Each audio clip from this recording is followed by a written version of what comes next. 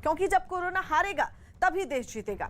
चलिए आगे बढ़ते हैं। प्रधानमंत्री नरेंद्र मोदी अब से थोड़ी ही देर में पीएम आवास पर ओलंपिक्स में हिस्सा लेने वाले खिलाड़ियों से मुलाकात करेंगे और नाश्ते पर खिलाड़ियों से बातचीत भी करेंगे।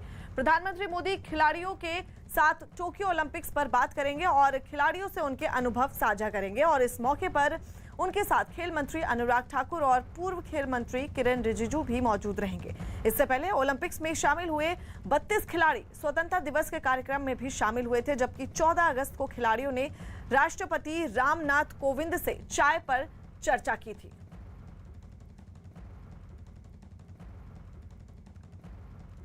इस वक्त की बड़ी खबर आपको बता दें, प्रधानमंत्री नरेंद्र मोदी अब से थोड़ी ही देर में पीएम आवास पर ओलंपिक्स में हिस्सा लेने वाले खिलाड़ियों से मुलाकात करेंगे और नाश्ते पर खिलाड़ियों से बातचीत करेंगे। आपको बता दें, पीएम खिलाड़ियों के साथ टोक्यो ओलंपिक पर बात करेंगे और खिलाड़ियों से उनके अनुभव साझा करेंगे।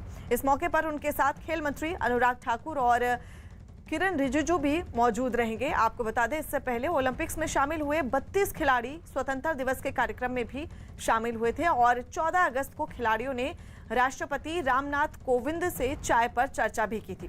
और इस पूरी खबर पर हमारे सहयोगी अमित पांडे इस वक्त हमारे साथ लाइव जुड़ रहे हैं। अमित, अभी की ताजा जानकारी क्या है?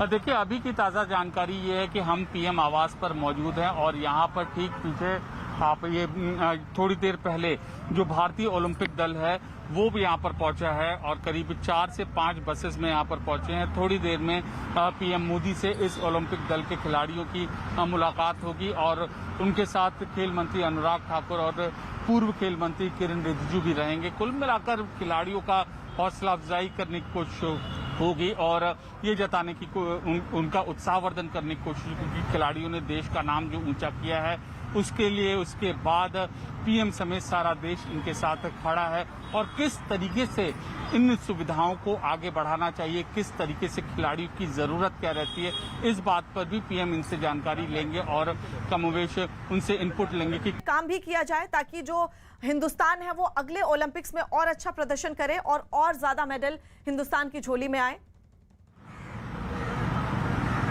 जी बिल्कुल, देखिए पीएम मोदी लगातार खिलाड़ियों से बात करते रहे हैं और तमाम वीडियोस ओलंपिक के दौरान भी हमारे सामने आए थे जब पीएम मोदी ने खिलाड़ियों का मनोबल बढ़ाया। जब मैच हारने के बाद भी पीएम फोन करते थे और आप कहते थे कि नहीं आप अच्छा करिए, अब अगला मौका है, अगले मौके के लिए आप तैयारी कीजिए। तो इस तरीके की हौसला अफजाई की हम उम्मीद कर सकते हैं आज। और जब बातचीत होगी तो अपने अनुभव जो खिलाड़ी हैं वो पीएम से साझा करेंगे। साथ ही पीएम का जो विजन है वो भी खिलाड़ी को पता चलेगा कि खेलो इंडिया प्लान के तहत किस तरीके से सरकार काम कर रही है और किस तरीके से जो छोटी छोटी प्रतिभाएं देश के कोने कोने में छिपी हैं उनको आगे बढ़ने का काम कर रही है। इसके अलावा एक और बहुत महत्वपूर्ण चीज है ट्रेनिंग प्रोग्राम शेड्यूल जो खिलाड़ियों का होता है, किस तरीके से लगातार सरकार उसकी मॉनिटरिंग करती है और कैसे उसको आगे बढ़ाती। विश्व स्तरीय खिलाड़ियों का ट्रेनिंग प्रोग्राम है, उस पर भी अहम चर्चा होगी और उस पर भी खिलाड़ियों के इनपुट्स लिए जाएंगे।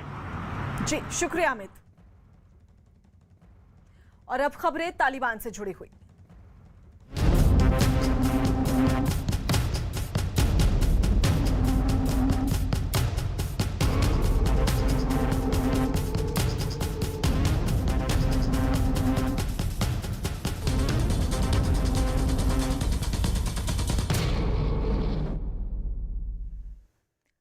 अफगानिस्तान में तालिबान युग की शुरुआत हो चुकी है। एक रोज पहले तालिबानी आतंकियों ने अफगानिस्तान की राजधानी काबुल पर कब्जा जमा लिया था। इसके बाद सरकार और तालिबान के प्रतिनिधियों के बीच बातचीत हुई और राष्ट्रपति अशरफ गनी समेत कई बड़े नेता देश छोड़कर चले गए। तालिबान के क्रूर शासन से घबराए आम लोग भी बड़ी संख्या में देश छोड़ रहे हैं। हालात बद से बदतर हो चले हैं। अफगानिस्तान में तालिबानी युग से जुड़ी 6 तस्वीरें आपके सामने हैं। पहली तस्वीर तालिबानी आतंकियों की है जिन्होंने पूरे देश पर कब्जा जमा लिया है। दूसरी तस्वीर काबुल शहर की है जहां तालिबानी आतंकियों के घुसने के बाद कई इलाकों में गोलीबारी शुरू हो गई थी। तीसरी तस्वीर काबुल शहर में मचे अफरा तफरी की है जिसकी वजह से सड़कों पर जैम लग गया। चौथी तस्वीर काबुल एयरपोर्ट की दिखा रहे हैं हम आपको, जहां देश छोड़कर जाने वालों की भीड़ लगी है। पांचवी तस्वीर काबुल जेल की जिसे तोड़ दिया गया है और तालिबानी आतंकियों को रिहा कर दिया गया है। और पांचवी तस्वीर काबुल से दिल्ली लौटे 129 यात्रियों की है।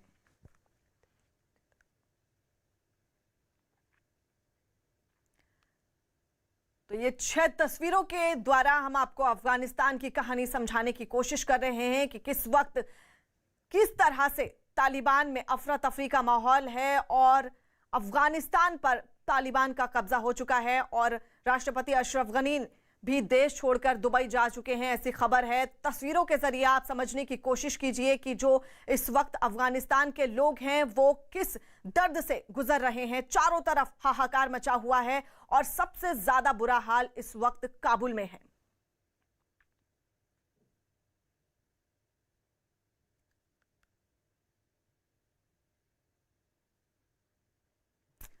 अफगानिस्तान से एक बड़ी खबर आ रही है। वहां काबुल एयरपोर्ट पर फायरिंग हुई है जिसमें कई लोगों के घायल होने की खबर है। अफगानिस्तान पर तालिबान के कब्जे के बाद काबुल के हालात बिगड़ गए हैं और वहां से निकलने का सिर्फ एक रास्ता काबुल एयरपोर्ट ही बचा है। ऐसे में लोग देश छोड़ने के लिए भाग रहे हैं। आपको बता दें काबुल एयरपोर्ट पर अफरा तफरी मची हुई है और इसी बीच वहां फायरिंग हुई।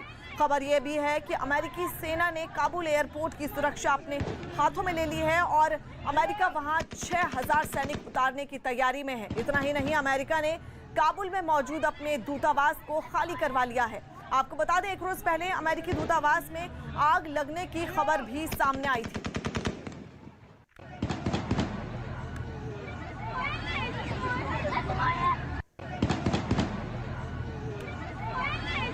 तो इस वक्त की बड़ी खबर आपको बता दें, काबुल एयरपोर्ट पर फायरिंग की खबर आ रही है जिसमें कई लोगों के घायल होने की भी खबर है।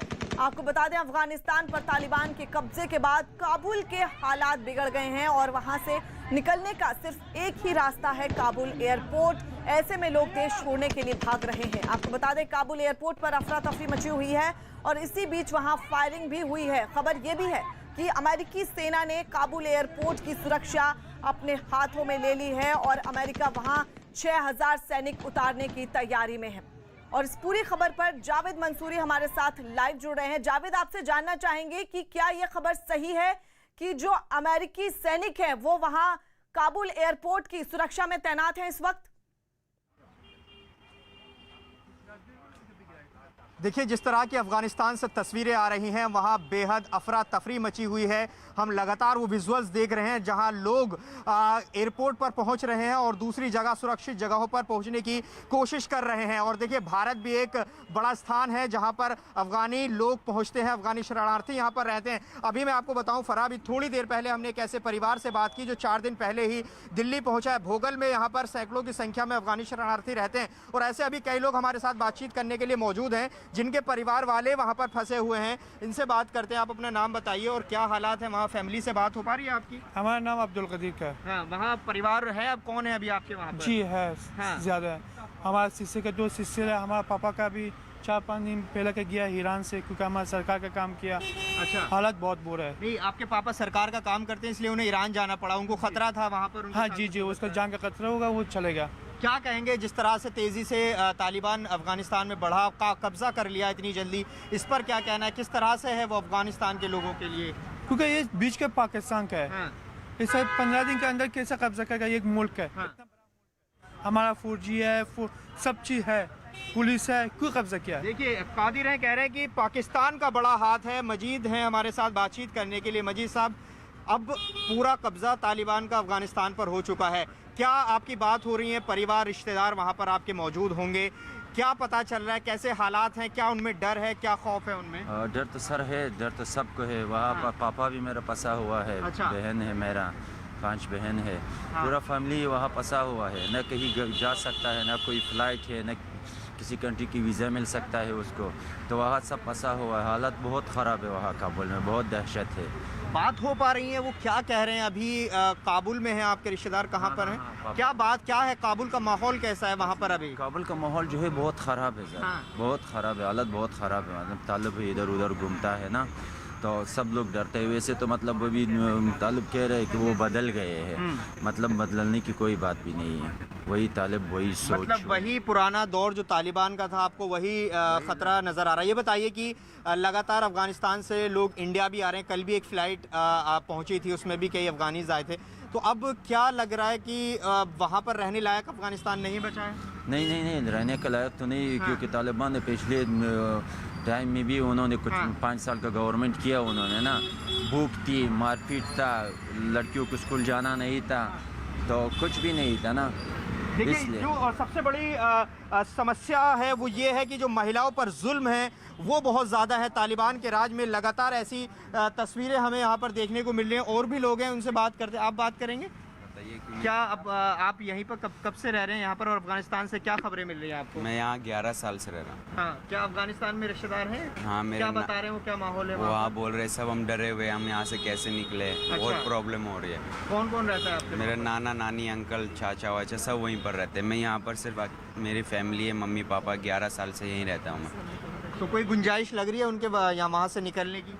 कैसे निकले हम वहाँ से? तो निकल ही नहीं पाएंगे। काबुल के अंदर ही पहुँच गए, एयरपोर्ट के अंदर भी पहुँच गए। कोई कहाँ निकल देखिए, पाएगा? अब काबुल एयरपोर्ट पर तालिबानियों का कब्जा है, ऐसा ये कह रहे हैं। और वहाँ लगातार लोग इस कोशिश में है कि किसी तरह से अफगानिस्तान छोड़ दें। लेकिन आप समझिए कि किसी देश पर जब अराजकता का माहौल छाता है, तालिबान पूरी तरह से जो बंदूक की नोक पर कब्जा किया है, आप समझ सकते हैं कि वहाँ के जो आम नागरिक हैं उनकी मनोदशा इस वक्त क्या होगी। और जिस तरह से लोग आ रहे हैं, वहाँ की कहानियाँ बता रहे हैं, वो और ज़्यादा डरावनी है। अब इंतज़ार करना होगा कि और क्या चीज़ें वहाँ पर पल पल बदल रही हैं। फराज जी,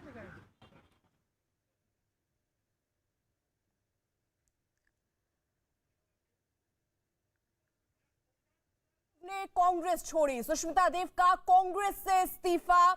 न्यूज 18 के अरुण सिंह की खबर है, बड़ी खबर आ रही है ये कांग्रेस से जुड़ी, जहां राष्ट्रीय महिला कांग्रेस अध्यक्ष सुष्मिता देव ने पार्टी से इस्तीफा दे दिया है। असम में टिकट बंटवारे पर यह बताया जा रहा है कि नाराजगी थी, उसी से खफा होकर कांग्रेस का दामन छोड़ा सुष्मिता देव ने। तो कांग्रेस से फिलहाल सुष्मिता देव ने इस्तीफा दे दिया है, ये बड़ी जानकारी सामने आ रही है। और इसी के साथ कांग्रेस को एक झटका जरूर। कांग्रेस से जुड़ी ये बड़ी खबर, राष्ट्रीय महिला कांग्रेस अध्यक्ष सुष्मिता देव ने पार्टी से इस्तीफा दे दिया। असम में टिकट बंटवारे को लेकर दरअसल नाराजगी थी, पार्टी में अनदेखी की बात भी उनको लग रही थी। अरुण हमारे साथ, हमारे सहयोगी इस वक्त जुड़ चुके हैं। अरुण, सुष्मिता देव ने कांग्रेस से तो इस्तीफा दे दिया, दामन थाम रही है क्या किसी और पार्टी का?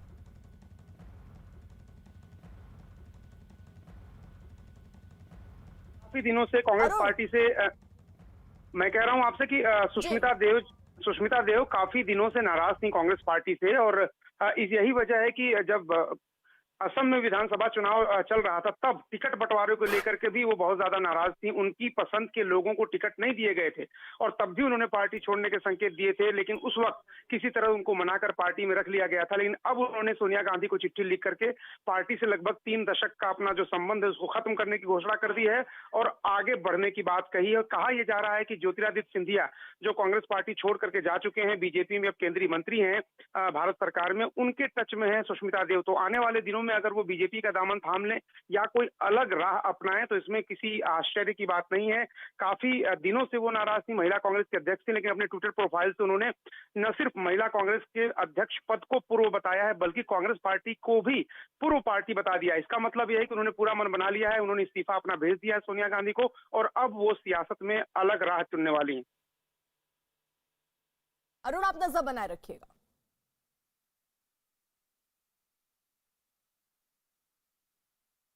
असम में दरअसल टिकट बंटवारे पर यह नाराजगी थी जो अब खुलकर सामने आने लग गई है। कई आरोप भी उस वक्त लगाए गए कि पार्टी में अनदेखी हो रही है, इस बात से वो काफी नाराज थी। तो बहरहाल सोनिया गांधी को चिट्ठी लिख दी गई है, अपना इस्तीफा सुष्मिता देव ने लिख दिया है, कांग्रेस से अपना इस्तीफा उन्होंने दे दिया है और इसी के साथ साथ अलग राह की तरफ अब बढ़ चुकी है। वो राह क्या किसी पार्टी की दिशा में जाती है, ये सस्पेंस अब से कुछ देर में या कुछ दिनों में साफ हो सकता है।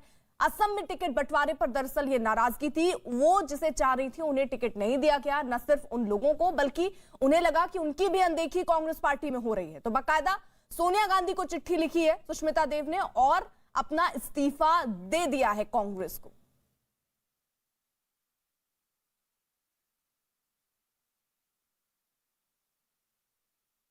और लौट रहे हैं तालिबान और अफगानिस्तान की खबरों पर। इन सब के बीच काबुल एयरपोर्ट से एक रात को एक नया वीडियो सामने आया जिसमें अमेरिकी सेना के जवान काबुल एयरपोर्ट पर अपने विमानों को सुरक्षित करने के लिए मानव दीवार बनाकर खड़े दिखाई दिए।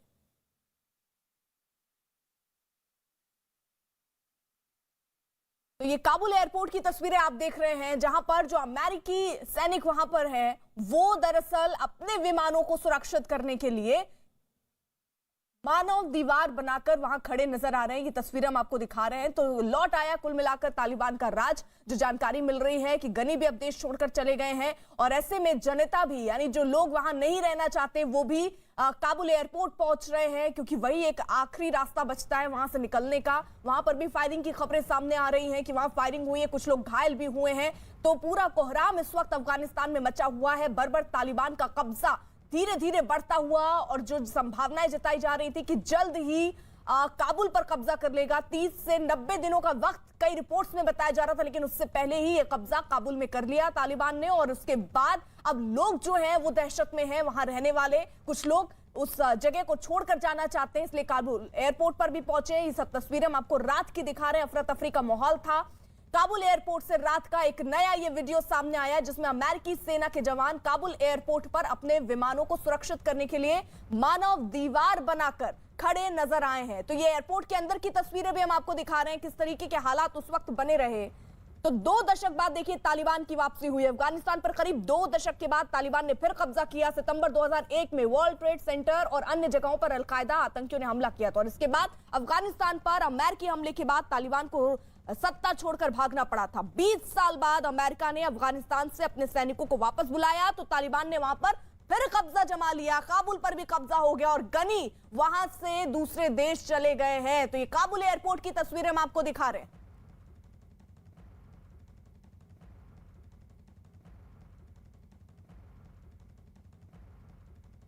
इन सब के बीच अमेरिका की राजधानी वॉशिंगटन डीसी में मौजूद व्हाइट हाउस के बाहर अफगान मूल के लोगों ने अफगानिस्तान पर तालिबान के कब्जे के विरोध में प्रदर्शन किया। प्रदर्शन में शामिल लोग नारे लिखी तख्तियां और अफगानिस्तान का झंडा लिए नजर आए। कुछ लोग तो विरोध जताने के लिए जमीन पर लेटे दिखाई दिए।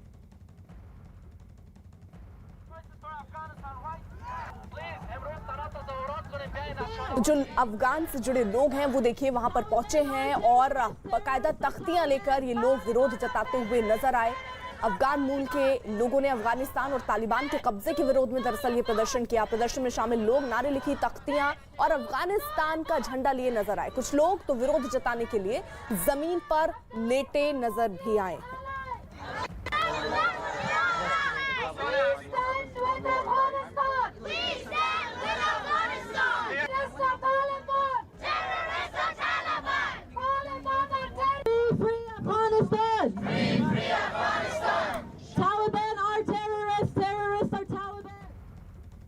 तो अफगानिस्तान में तालिबान के कब्जे के बाद पूरी दुनिया में हड़कंप मचा है, और इस बीच खबर है कि आज शाम 7:30 बजे करीब यूएन की सुरक्षा परिषद में भारत की अध्यक्षता में इस मुद्दे पर चर्चा होगी।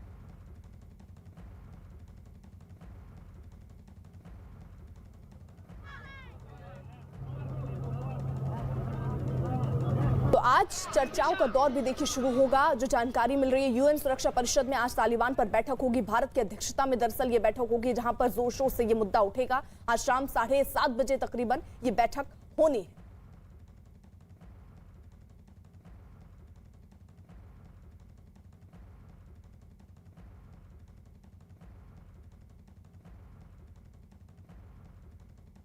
तो फिलहाल यूएन में तालिबान पर बैठक होनी है, भारत इसकी अध्यक्षता करने वाला है। अध्यक्षता में बैठक होगी, शाम 7:30 बजे ये बैठक होनी है। और संदीप, ये बैठक किस लिहाज से बहुत महत्वपूर्ण होगी? देखिए, ये सबसे महत्वपूर्ण इसलिए है कि यूएनएससी अगर सिक्योरिटी काउंसिल में अगर बैठक है और दूसरी बार अफगानिस्तान पर बैठक होगी जबकि भारत अध्यक्षता कर रहा है, तो जाहिर सी बात है कि मौजूदा जो हालात है उस पर सबसे बड़ी चर्चा होगी। क्योंकि जिस तरीके का अब तक तालिबान का रुख रहा है शरिया कानून को लागू करने के चलते, वो जिस तरीके से ह्यूमन राइट वायलेशंस करता है वो पूरी दुनिया ने देखा है।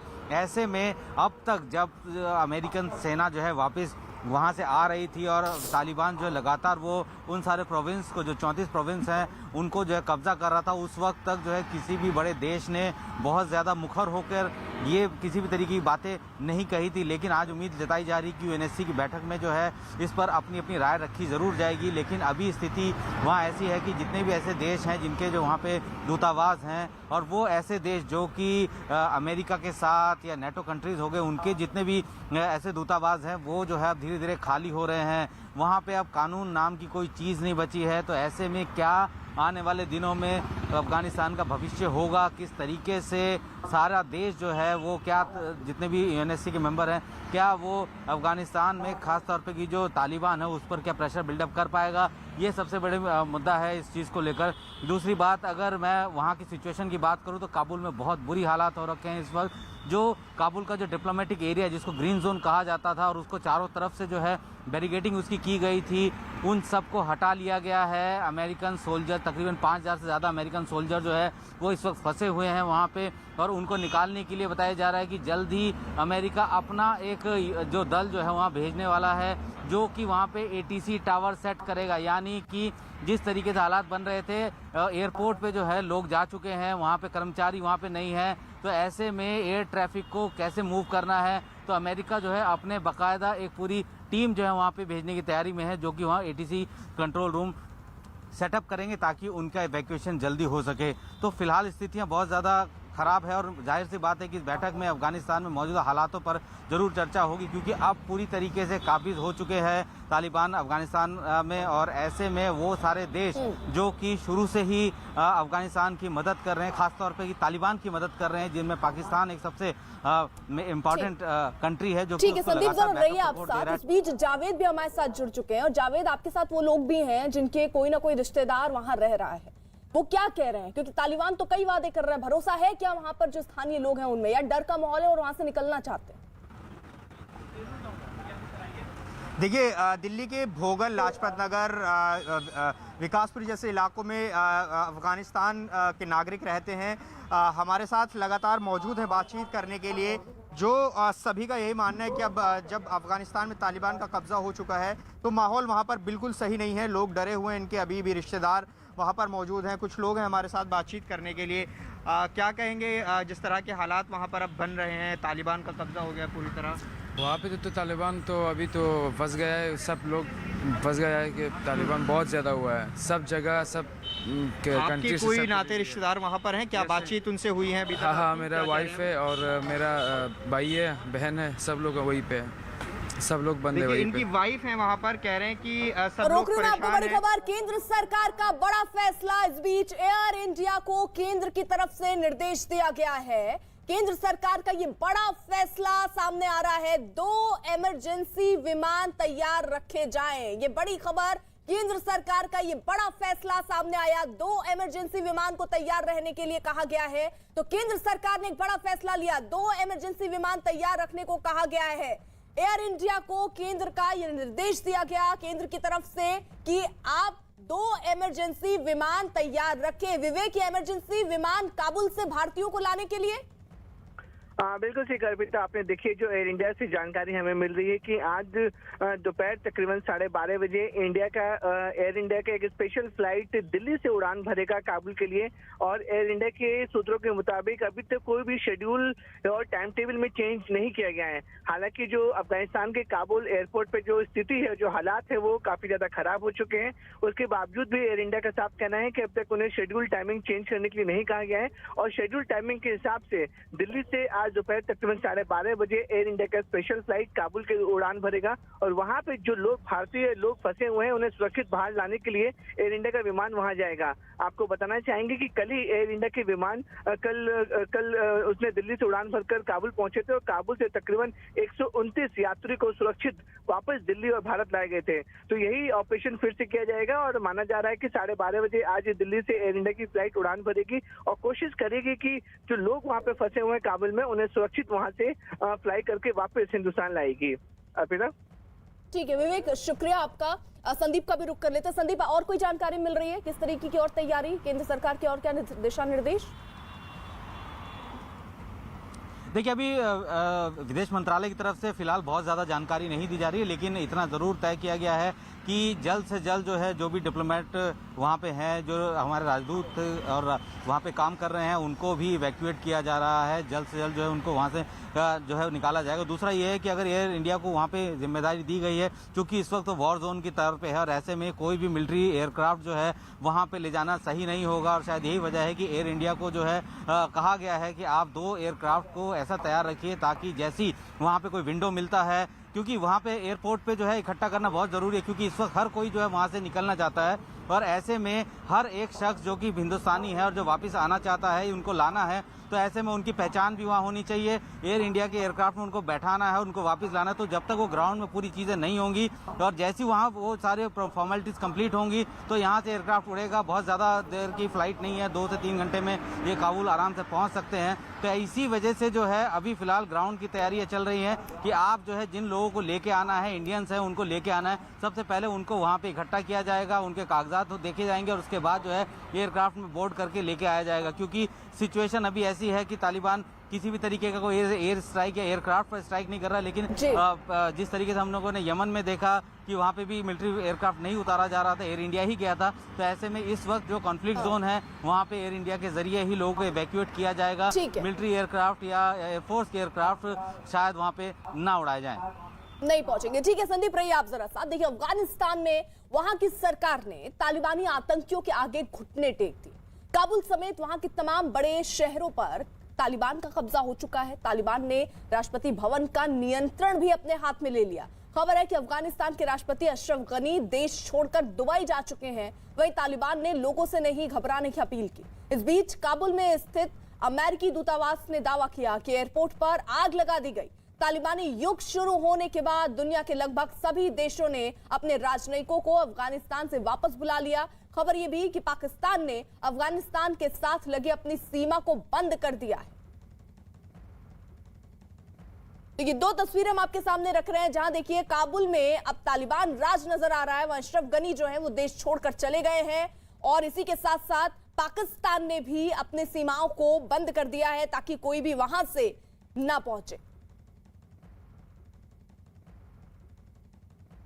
अफगानिस्तान छोड़ दूसरे देश गए राष्ट्रपति अशरफ गनी ने सोशल मीडिया पर अपना बयान जारी कर सफाई दी। उन्होंने अपनी पोस्ट में लिखा कि देश में खून खराबा रोकने के लिए यह कदम उठाया है। मेरे रहते हुए तालिबान के काबुल में आने के बाद झड़प होती जिससे लाखों लोगों की जिंदगियां खतरे में पड़ जाती। मुझे एक मुश्किल फैसला करना था कि या तो मैं हथियारों से लैस तालिबान जो राष्ट्रपति भवन में दाखिल होना चाहते थे उनके सामने खड़ा हो जाऊं, या फिर अपने प्यारे मुल्क जिसकी बीते 20 सालों में सुरक्षा के लिए मैंने अपनी जिंदगी खपा दी उसे छोड़ दूं। अगर इस दौरान अनगिनत लोग मारे गए और हमें काबुल शहर की तबाही देखनी पड़ती तो उस 60 लाख आबादी के शहर में बड़ी मानवीय त्रासदी हो जाती। तालिबान ने तलवारों और बंदूकों के जोर पर जीत हासिल कर ली और अब मुल्क की आवाम के जानो माल और इज्जत की हिफाजत की जिम्मेदारी तालिबान पर है, मगर वो दिलों को जीत नहीं सकते। इतिहास में कभी भी किसी को सिर्फ ताकत से ये हक नहीं मिला है और ना ही मिलेगा।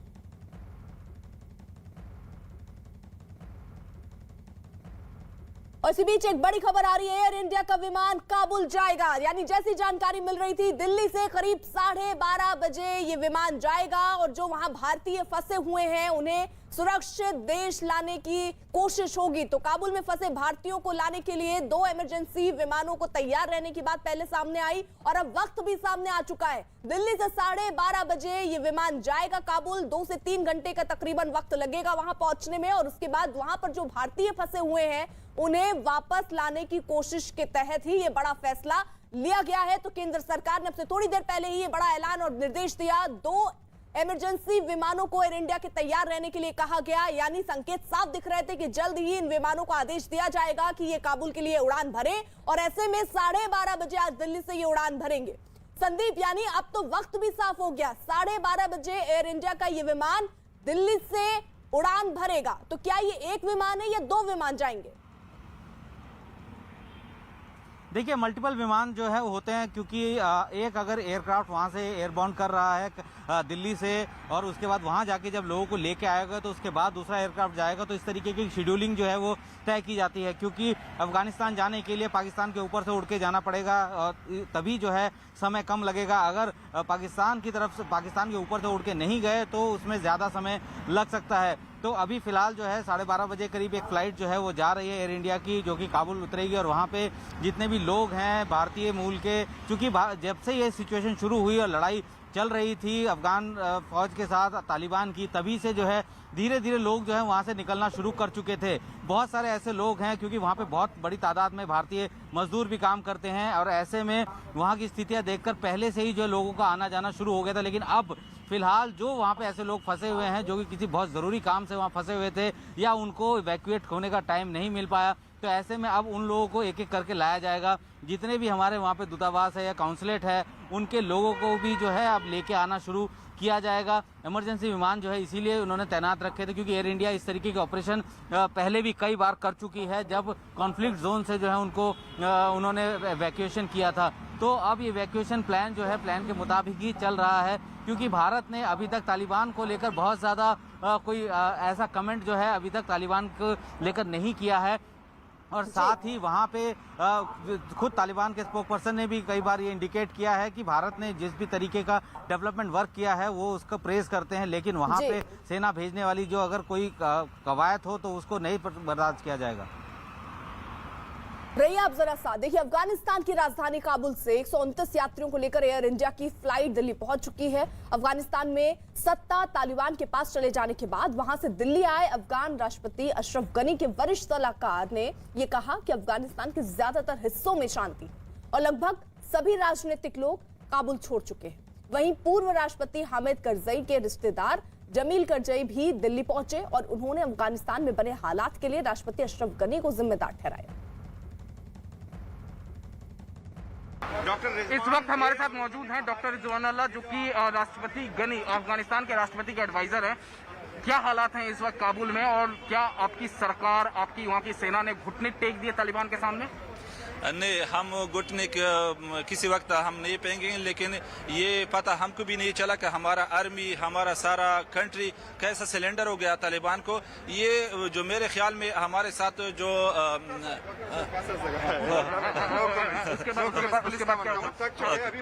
अभी राष्ट्रपति कहाँ पे हैं? राष्ट्रपति हम तो फ्लाइट में थे, हमको पता नहीं थी यानी शाम तक दोपहर तक वो अफगानिस्तान में था। नए तालिबान और पुराने तालिबान का क्या मतलब है? नया तालिबान इंशाल्लाह अच्छा होगा पुराने तालिबान से। हम इसलिए आए कि अफगानिस्तान के आइंदे के लिए या तालिबान के साथ जॉइन हो गवर्नमेंट या दूसरा तरीके से हम कैसे अफगानिस्तान के लिए सर्विस या खिदमत करेंगे उसके लिए हम आए हैं। सरकार से भी बात करेंगे, इंडिया गवर्नमेंट से भी बात करेंगे। एमबीसी के साथ हम इंशाल्लाह हमारे साथ पार्लियामेंट मेंबर भी है, कल या परसों हम एमबीसी में इंशाल्लाह मीटिंग करेंगे, अफगानिस्तान के आइंदा सिचुएशन के लिए हम बात करेंगे। जब मैं वहाँ से भागा हूँ तो आप क्या उम्मीद रख सकते हैं मेरे क्या हालात होंगे या वहाँ के क्या हालात होंगे? यानी कि तालिबानी शासन एक बार फिर से शुरू होने वाला है। I don't know yet. Maybe they have changed or maybe they have their own. Sir आप वहाँ के पूर्व सांसद भी हैं? जी, पूर्व सांसद एमपी भी हैं? नहीं, अभी नहीं है, मैं एक्स एमपी हैं। तो अभी बता नहीं सकते क्योंकि टाइम लगता है। अभी आप देखना पड़ेगा कि इनका सोच और विचार वही है जो पुराने हैं या वो बदल चुके हैं। लेकिन इस तरीके से अशरफ गनी ने इस तरीके से कर दिया, एकदम ये तो कर दिया। अशरफ गनी और उसका टीम जो था और वो एक गद्दार है। उन्होंने ये अफगानिस्तान के साथ गद्दारी किया, अफगानिस्तान के लोगों के साथ गद्दारी किया और तारीख उनको माफ़ नहीं करे। तो अभी पाकिस्तान का हालात से देखते हैं वहाँ के लोग आ रहे हैं। क्यों नहीं है? पाकिस्तान का रोल क्या या फिर पाक आर्मी का क्या रोल है वहाँ? मैंने तो खुद नहीं देखा है, लेकिन वो तो पता चलता है कि तालिबान किसके थ्रू से आए हैं। हाँ। बिल्कुल, महिलाओं को लेकर क्या है? क्योंकि महिलाएं जो है वो सबसे ज्यादा अभी तो वुमेन्स या महिलाएं तो अभी घर में है, तो बेचारे स्कूल नहीं सकते, किधर नहीं जा सकते। जावेद हमारे साथ मौजूद है और उनके साथ कुछ अफगान से जुड़े नागरिक जो वहाँ उनके रिश्तेदार रह रहे हैं वो भी इस वक्त मौजूद हैं। जावेद, अगर आप बात कर पाए तो जरा इनसे पूछिए कि किस तरीके की दिक्कतें हो रही हैं, क्योंकि अभी भी ये दावा किया जा रहा है कि बहुत सारे ऐसे शहर हैं अफगानिस्तान में जहाँ पर शांति बनी हुई है। क्या है ऐसा?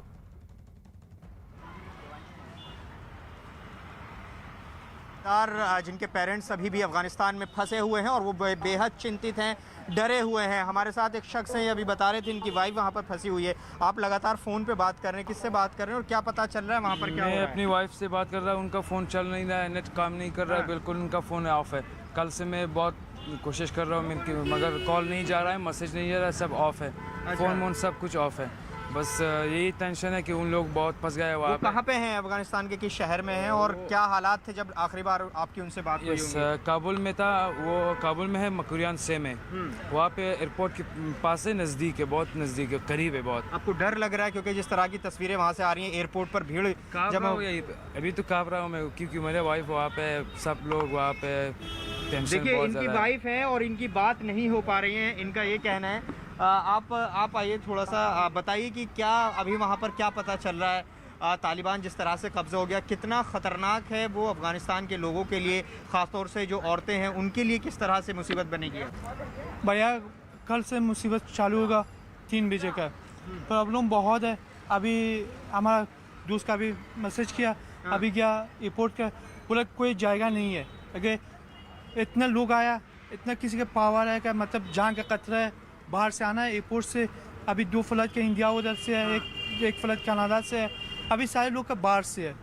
बहुत हालत बुरा है। आपके वहाँ पर कौन कौन है अभी और क्या उनसे कभी बात हो पाए? आखिरी बार कोई बात हुई, क्या बात हुई? जी मैं आज का सुबह से बात किया सिस्टर से, वो अभी हेरात है। जी वो काबुल के दूर से, काफ़ी के दूर है, 24 घंटे का दूर है। आप बताइए क्या पता चल रहा है वहाँ पर, जिस तरह से अब कब्जा हो ही गया है तालिबान का, वहाँ पर कितना डर रहे हैं आप लोग और क्या आपकी सबसे बड़ी चिंता क्या है, क्या परेशानी है आपको? डर तो बहुत ज़्यादा है यार। अभी टेररिस्ट थे, तालिब तो टेररिस्ट थे। टेररिस्ट ने एक देश पे कब्जा कर दिया। अभी आप खुद सोच लीजिए कि क्या होगा उसी देश में। एक टेररिस्ट एक कंट्री में मिल जाता है कि क्या हालत हो जाता है। इस तरह से वहाँ की सरकार ने एक तरह से सरेंडर कर दिया, जो अशरफ गनी थे वो चले गए मुल्क छोड़कर। इस पर आप लोगों की क्या राय है? कह रहे हैं कि इतनी आसानी से तालिबान ने कब्जा कर लिया। ये तो बहुत गलत काम किया उन्होंने। प्रेसिडेंट थे उसको हमने राय दे दिया, वो कर दिया ना, वो हमारा प्रेसिडेंट बन गया ना, अचानक से वो बाकी पूरा देश छोड़ दिया उसने। ये बताइए कि तालिबान की बैकिंग पे कौन कौन कंट्री हैं, कौन से देश आप मानते हैं जो तालिबान को सपोर्ट कर रहे हैं? यार ये तो मैं कह नहीं सकता कि कौन सा देश है, तो है एक देश है दुनिया में जो आतंक बनवा देता है ना, एक देश है ना, वो तो सबको मालूम है, सबको मालूम है, जो धरती पे एक गंदा देश है। शरणार्थी हैं, अफगानिस्तान के नागरिक हैं जो सालों से यहाँ रह रहे हैं। कुछ लोग अभी हाल फिलहाल में आए हैं, ऐसे परिवारों से भी हमने बात की। कुछ ऐसे लोग हैं, एक शख्स से बात की, उनकी बीवी वहाँ पर फंसी हुई है। तो आप समझ सकते हैं कि किस तरह की चिंताएं, डर इन लोगों को सता रहा है अफगानिस्तान के भविष्य को लेकर कि कल वहाँ पर क्या होना है, क्योंकि एक तरह से अराजकता का माहौल पूरे अफगानिस्तान में है। एयरपोर्ट पर वहाँ पर भीड़ जमा है, लोग अफगानिस्तान छोड़ देना चाहते हैं। तो आप समझ सकते हैं कि किस तरह के हालात वहाँ पर बने हुए हैं और जो भारत में लोग रह रहे हैं अफगानिस्तान के नागरिक, वो किस कदर से परेशान हैं। जी रहिए आप जरा साथ में। देखिए काबुल से दिल्ली आई एक महिला ने न्यूज़ 18 से कहा कि वो इस बात पर भरोसा नहीं कर पा रही है कि पूरी दुनिया ने अफगानिस्तान को अकेला छोड़ दिया, जबकि एक दूसरी यात्री ने वहां के हालात पर दुख जताया। I can't believe the world abandoned Afghanistan. Our friends are going to get killed. They're going to kill us. Our women are not going to have any more rights. And that's all. I can talk another day. चंदन जजवाड़े हमारे साथ, हमारे सहयोगी इस वक्त जुड़ चुके हैं। यानी चंदन, वहां पे रह रहे लोग ये महसूस नहीं कर पा रहे हैं कितनी जल्दी सब कैसे हो गया और किसी भी अलग मुल्क ने सपोर्ट नहीं किया, ये कहते हुए, बिलखते हुए, रोते हुए लोग नजर आ रहे हैं। बिल्कुल, देखिए अफगानिस्तान में जो हालत है उसको लेकर के जो लोग दिल्ली में रह रहे हैं, अफगान फैमिली जो रह रही है वो भी चिंतित हैं। इन्हीं सब हालातों में कुछ लोग जो हैं दिल्ली आए हुए हैं, पहले उनसे बात करेंगे। आप अपना नाम बताएं, आपका नाम? मेरा नाम शुक्रिया था। अच्छा, इस तरफ थोड़ा आ जाएं आप। हाँ। आप लोग कब यहाँ पर आई थी, क्या सिचुएशन था, अभी के हालात से आप वाकिफ हैं जो कुछ हो रहा है अफगानिस्तान में? हमारा खुद 13 साल होगा आने का हिंदुस्तान से, क्योंकि उस टाइम से हमारा प्रॉब्लम था, सिक्योरिटी प्रॉब्लम था, इधर से आया। अभी वहाँ जो हालात हैं, आपकी फैमिली के मेंबर्स कोई वहाँ रह गए होंगे, बातचीत होती है, क्या सूचना मिल रही है? उन लोगों के साथ के बात करती हूँ, उन लोग बेचारा बहुत परेशान है, जुल्म ज़्यादा है, जुल्म ज़्यादा लोग करते हैं, पता नहीं कि उसके बाद क्या होगा क्या नहीं होगा, ऊपर वाले का पता है। क्या आप लोगों ने सोचा था कि इतनी जल्दी वहाँ ये सब हो जाएगा, प्रेसिडेंट को देश छोड़ना पड़ेगा, ये हालात आप लोगों ने इमेजिन किया था कि ऐसा हो सकता है? हम लोग इधर आया डरने के खातिर, हमारा सिक्योरिटी प्रॉब्लम था, क्योंकि उन लोग के उधर रहते प्रॉब्लम क्या था कि लेडीज़ के ऊपर ज़्यादा प्रॉब्लम था। 12 साल या 13 साल का लड़की के साथ शादी करते हैं, लेडीज़ का मारते, स्कूल बंद था, पढ़ाई नहीं था, बिजनेस बहुत कम था। लोग डरते कि हमारा पैसा चोरी होगा। लोग का पता होगा उनका ज़्यादा सवाल करती कहाँ से पैसा मिला, कौन सी जगह आप काम किया, वैसे वैसे सवाल जब लोग ज़्यादा करते फिर पर्दे के पीछे बेचारे का मारते हैं। कमरे के सामने कुछ भी नहीं बोलते, ऐसे सफाई देते हैं। सब एक ही ऐसे ड्रामा था। उसके बाद ऊपर वाले का पता, क्योंकि हम लोग का अफ़गानिस्तान लोग की बात करते हैं, मूवी बेचना है, बीच सड़क से लोग का चाकू से हलाल करते। ये को कानून नहीं था, ये को इस्लाम नहीं था, कुरान से ऐसे नहीं लिखा था कि मुस्लिम ऐसे था। ये कौन से कैसे मुस्लिम था आप बताओ। बस ऐसे प्रॉब्लम था, बेचारे अफ़गानिस्तान तबाह बर्बाद होगा। एक ही नहीं, हज़ार लोग घर ख़राब होगा। बस अभी सारी हर फैमिली का 2-3 शहीद दे दिया बस। चलिए, तो आप अर्पिता सुन सकते हैं कि ये फारसी मिक्स जो है हिंदी बोल पाती हैं और 10-12 साल हो गए इंडिया आए हुए हैं। सबसे बड़ी समस्या ये बता रहे हैं कि वहाँ लेडीज़ के साथ है 10-12 साल की लड़कियों को ज़बरन उठाकर उनसे शादी कर ली जाती है, और जो जेंट्स होते हैं किन्हीं को भी किसी भी वजह से वहाँ पर जो कत्ल कर दिया जाता है। तो तमाम लोग जो वहाँ पर फंसे हुए हैं वो काफ़ी ज़्यादा भयभीत हैं। चंदन, जरा ये तस्वीरें भी दिखा दे जो हम साथ ही साथ दिखा रहे हैं, किस तरीके से विमान पर लोग चढ़ते हुए नजर आ रहे हैं। चढ़ने की होड़ लगी हुई है, क्योंकि हर शख्स जो वहाँ रह रहा है वो दहशत में है, वो डरा हुआ है। उसे इस बात का डर है कि अब वहाँ वो अपने आप को सुरक्षित नहीं रख पाएगा, न महिलाएं न बच्चे सुरक्षित। काबुल में माँ पिताजी हैं, तो कैसे वो लोग अपना जिंदगी कैसे चल रही है, खान पान रहना कैसे हो पा रहा है वहाँ? अभी फिलहाल पहले एक छोटा सा दुकान था कि मेरा बाप काम करते हैं। अभी बेचारा दुकान हम बंद होगा। माँ बाप में उम्र ज़्यादा था, अभी कुछ लोग नहीं का उनका सपोर्ट करते हैं। उनका हालत बहुत ख़राब था, फिर बेचारा क्या करते हैं। अभी सारी एक मेंबर के ऊपर ऐसे परेशानी नहीं थी, पूरा अफगानिस्तान ऐसे था। अच्छा, महिलाओं की क्या वहाँ परिस्थिति है? अगर लेडीज़ की बात करें तो वो लोग कैसे वहाँ पे रहती हैं? बहुत मुश्किल से, बिना हिजाब बाहर नहीं चल सकती। अगर बाहर चलते हैं या हस्बैंड या ब्रदर या फादर उसके साथ रोड से चल सकते हैं, वरना अलाउड नहीं था। मतलब अकेली महिला सड़क पर नहीं निकल सकती है। अच्छा, इलाज को लेकर के कि डॉक्टर के पास जाना है तो केवल महिला डॉक्टर ही हो, ऐसा कुछ फरमान है? ये अभी उनका कायदा कानून हम लोग का पता नहीं, क्योंकि मैं 13 साल इधर में हिंदुस्तान से मैं आया। पहले के ऐसे लोग बोला सुनने का कि मैं सुना कि अभी तक वो लेडीज़ का बोला काम अलाउड नहीं, कब तक नहीं तक 10 दिन 20 दिन शायद ऐसे होगा। फिर लेडीज़ लोग के बीमार होगा, वो क्या करती, मजबूर दो या ब्रदर या फादर या हस्बैंड के साथ डॉक्टर के पास चलती, प्रॉब्लम बोल सकते हैं। फिर डॉक्टर ऐसे उनके साथ टच नहीं कर सकते, अकेला जुबान से बोलना बस। तो ये बड़ी समस्या है कि डॉक्टर टच नहीं कर सकते और हस्बैंड या किसी जेंट्स को लेकर के साथ में जाना है। और घर में रहने के लिए क्या बिल्कुल बंद करके घर में एक तरह से रहती है, या कोई आज़ादी, किसी तरह की आज़ादी है महिलाओं को वहाँ? नहीं, लेडीज़ का आज़ादी को बिल्कुल नहीं। अगर आज़ादी होगा, अभी नया उनका कानून क्या था, बोला 13 साल लड़की पढ़ाई कर सकते हैं, 13 साल बाद नहीं। 13 साल लड़की या 12 साल लड़की, आप खुद सोचकर 9 क्लास या 8 क्लास का पढ़ते हैं, फिर उसके बाद को नहीं हो सकते। ये यूनिवर्सिटी, डॉक्टर लोग, इंजीनियर लोग, फिर ये लोग सारी घर पे बंद, क्योंकि इतना पढ़ाई किया, लाइफ बर्बाद। बस ये कायदा कानून है अफगानिस्तान का। अच्छा, एक और समस्या ये है कि लड़कियां जब बड़ी हो रही हैं तो उनकी शादी कैसे, आप लोग जब होती है शादी तो किस तरह की समस्या होती है? एक डर तो लगा रहता है कि तालिबान के लोग उठा के ले जाएंगे, ज़बरन शादी कर लेंगे, लेकिन आप लोग आपस में फैमिली में शादी करना चाहें तो संभव हो पाता है?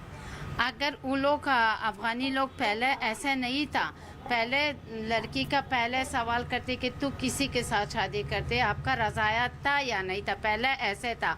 18 साल ऊपर अब मतलब 20 या 21 साल इतना सा होगा फिर शादी करते हैं। अब भी हर घर से चलते देखते कि जवान गाँवों से, शहर से मुझे पता नहीं था अभी तक, गाँवों से कि मैं मूवी देखा या कुछ लोग हमारा मूवी भेज दिया, हमारा फैमिली बोला, ये क्या था कि घर से अंदर चलते 13 साल खुद तालिबान के शादी किया या नहीं किया, उसके साथ निकाह करते, बस बात ख़त्म। लड़की बेचारा चुपचाप बैठना, कुछ भी नहीं बोल सकते हैं। अच्छा, जो लोग वहाँ पे रह रही हैं, जो लड़कियाँ वहाँ पर हैं या तालिबान के ने जिनसे ज़बरन शादी कर ली, उनके क्या हालात है? कोई खबर है, सूचना है? हालत को सबका पता होगा। ये इंसान का जोर ज़बरदस्ती किसी के साथ लाइव बार, एक दिन का नहीं, 2 दिन का नहीं, 1 घंटा का नहीं, लाइव बार उसके साथ रहो। उनका न जान ना पहचान, इंसान जैसा नहीं था। उनका हालत देखो, लोग डरते हैं, आँख से डरते, बात करने से लोग डरते। लाइफ का पूरा लाइफ कैसे करते हैं आप खुद सोच कर। एक लड़की के उम्र इतना सा कम, जिंदगी से कुछ मालूमात नहीं थे कि मैं कैसे ज़िंदगी करती हूँ। अचानक एक बेगाना लोग आती, उसके साथ पकड़ती, शादी करते, उनका हालत कैसे होगा आप खुद सोच कर लो। अच्छा, एक और संकट है कि कई लड़कियों से शादी जब की तालिबान लड़ा के मारे भी गए, वो लड़कियां या वो औरतें फिर अकेली रह गई, उनकी ज़िंदगी कैसी चल रही है, उनके क्या हालात हैं? सर ऐसे पता नहीं था। एक चीज़ का ज़्यादा पता है कि अभी उन लड़की के बेचारे का घर से पकड़ दिया, खुद के साथ शादी किया। उनका बस फैमिली के बाद रिश्ता बात नहीं है, बस सब चीज़ ख़त्म होगा। उसके बाद तू क्या करती क्या नहीं करती वो ऊपर वाले का पता था, क्योंकि वो गुम होगा, पकड़ते अपने खुद की तरफ भेजना है। फिर वो बेचारे का कब कौन से पता होगा कि वो जिंदा है या उनका लिवर बेच दिया या उनका दिल बेच दिया। ये लोग को बिजनेस करते हैं, इंसान के ऊपर बिजनेस करते हैं। ये कोई इंसानियत नहीं था, जोर ज़बरदस्ती शादी करने का इंसानियत नहीं था। वो हर काम कर सकते हैं। अच्छा, एक और सवाल पूछूंगा कि अभी जो वहाँ पे हालात हैं, आपकी फैमिली या जानने वालों में कितने लोग फंसे हुए हैं, वो लोग अभी क्या सोच रहे हैं, कैसे वहाँ पे रहना है या वहाँ से बाहर निकलना है? अफगानिस्तान में जो लोग आपके जानने वाले या आपकी फैमिली से रह गए हैं, वो क्या सोच रहे हैं? वहाँ से बाहर निकलना चाह रहे हैं या फिर वहाँ किस तरह से रह रहे हैं? अभी कुछ लोग के पास पैसा था, कोशिश करते अफगानिस्तान छोड़ सकते, दूसरा कंट्री चलते। कुछ लोग के बेचारे का पैसा नहीं था, हालत ख़राब था, उधर रहेगा कितना जुल्म होगा वो बेचारा देखते हैं। चलिए, तो काफ़ी ये दुख भरा माहौल है जिस तरह से आप सुन रहे हैं अर्पिता की। महिलाओं की हालत सबसे ज़्यादा ख़राब है और पुरुषों की बात करें तो वो खुद भी जो एक तरह से हम कहें तो जान हथेली पर लेकर के हैं। जिनके पास पैसे हैं वो सोच रहे हैं कि मुल्क को छोड़ दे, दूसरे देश में शरण ले लें। जिनके पास पैसे नहीं हैं वो ज़िंदगी और मौत से लड़ते हुए अभी भी अफगानिस्तान में रुके हुए हैं। चंदन, आप बने रहिए। इसी बीच कांग्रेस की अंतरिम अध्यक्ष सोनिया गांधी ने भारतीय लोकतंत्र में सुधार और उसको नया जीवन देने की जरूरत बताई। सोनिया गांधी ने अंग्रेजी अखबार इंडियन एक्सप्रेस एक कॉलम में लिखा कि भारत ने दशकों तक जो उपलब्धियां हासिल की वो खोखले नारों, इवेंट मैनेजमेंट और ब्रांड बनाने के नाम पर पीछे जा रही हैं और शासन की कीमत पर ऐसा हो रहा है। सोनिया ने यह भी लिखा कि हमें हर हालात में इस नुकसान की भरपाई करनी है। उन्होंने लिखा कि भारतीय लोकतंत्र की समृद्ध परंपरा रही है, लेकिन पिछले कुछ सालों में देश प्रगति के रास्ते पर पीछे जा रहा है। सोनिया गांधी ने मॉनसून सत्र के साथ अर्थव्यवस्था, बेरोजगारी और किसानों का भी मुद्दा उठाया।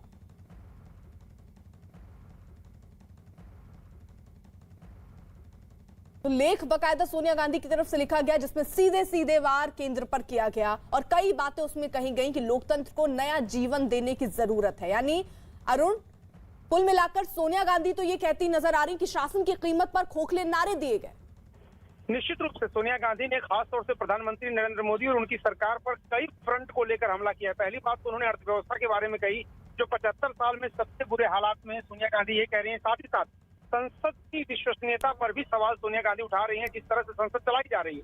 सोनिया गांधी जिस तरह से कानून पास किए जा रहे हैं बिना बहस मुबाहिसे के, तो दिखाता है कि संसद एक रबर स्टैंप बना दिया गया है और संसद में बहस नहीं हो रही, न पेगासस पर हो रही, न किसानों के मुद्दे पर हो रही, बल्कि उससे कानून धड़ाधड़ पास कराए जा रहे हैं। साथ ही साथ सोनिया गांधी जो कानून है तो उनकी बेजा इस्तेमाल की भी बात कही है। कहा है कि जो भी प्रधानमंत्री मोदी या उनकी सरकार के खिलाफ सवाल पूछता है उसके खिलाफ कानूनों का बेजा इस्तेमाल किया जाता है। कई बातें सोनिया गांधी ने कही जिस पर बीजेपी जाहिर बात बहुत ही कड़े तरीके से जवाब देगी। वैक्सीन की कमी को लेकर सोनिया गांधी ने आरोप लगाया कि समय से ऑर्डर नहीं किया गया। सोनिया गांधी कह रही है लोकतंत्र इस वजह से खतरे में है और लोकतंत्र को ऑटोक्रेसी में बदलने की कोशिश की जा रही, फेडरल स्ट्रक्चर को धक्का पहुंचाया जा रहा है। एक बड़ी बात जो सोनिया गांधी ने कही वो ये कि गांधी का चश्मा उधार ले सकती है ये सरकार, लेकिन सोच जो है उसके काम करने की वो गोडसे वाली ही है।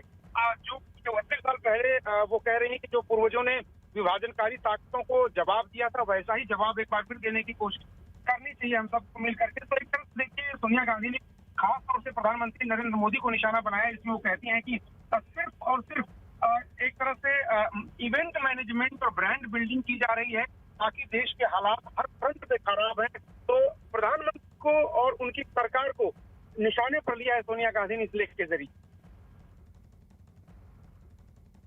ठीक है अरुण रैया, आप साथ जरा एक बड़ी खबर आ रही है, आपको बता दें बड़ी खबर इस वक्त काबुल एयरपोर्ट पर फायरिंग से जुड़ी हुई खबर यह है कि अमेरिकी सैनिकों ने वहां पर फायरिंग की है भीड़ पर काबू पाने के लिए। दरअसल ये फायरिंग की गई है। न्यूज 18 के शैलेंद्र वांगू की खबर है कि वहां पर न्यूज एजेंसी AFP के हवाले से भी ये खबर सामने आ रही है कि वहां पर काबुल एयरपोर्ट पर फायरिंग हुई है और वहां भीड़ जो थी वो अनियंत्रित होने लगी, जिसके बाद ये फायरिंग की गई है। तो काबुल एयरपोर्ट पर होड़ मची हुई है, हर शख्स वहां से निकलना चाह रहा है और विमान पर किस तरीके से चढ़ता हुआ अपनी जान बचाने के लिए उन हालातों से अपने आप को निकालने के लिए भागता नजर आ रहा है। और अमेरिकी सैनिकों ने भीड़ पर काबू पाने के लिए दरअसल फायरिंग की है। तो ये आवाजें भी आप सुन पाएंगे, फायरिंग की ये आवाजें वहां एयरपोर्ट पर, क्योंकि ये वही जगह काबुल एयरपोर्ट जहां अब एकमात्र रास्ता बचा हुआ है। अगर आप वहां से अफगानिस्तान से निकलना चाहते हैं तो यहाँ एयरपोर्ट से ही आप जा सकते हो और इसीलिए लोगों की भीड़ वहां पर पहुंची। और जरा आवाजें सुनिए किस तरीके से वहां पर फायरिंग हुई है। लोग जो वैसे ही डरे हुए हैं वो और ज्यादा डरते और भागते हुए इधर उधर, अफरा तफरी का माहौल बन चुका है वहां पर। आवाज सुनिए जरा किस तरीके से वहां फायरिंग की गई। अमेरिकी सैनिकों ने वहां पर फायरिंग की है भीड़ को नियंत्रित करने के लिए।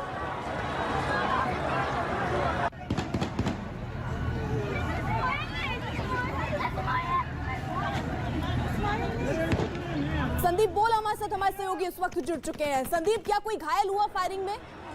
देखिए अभी जिस तरीके की खबरें आ रही है उसमें घायल कोई नहीं हुआ है। इन्होंने हवा में ही फायर किया है क्योंकि अमेरिकन एयरक्राफ्ट वहाँ पे मौजूद है और लगातार जो है उनको सिक्योर कर रहे हैं अमेरिकन गार्ड जो है वहाँ पे, क्योंकि उनके जो लोग हैं तकरीबन 5000 सैनिक जो है उनके वहाँ से इवैक्यूएट करने हैं।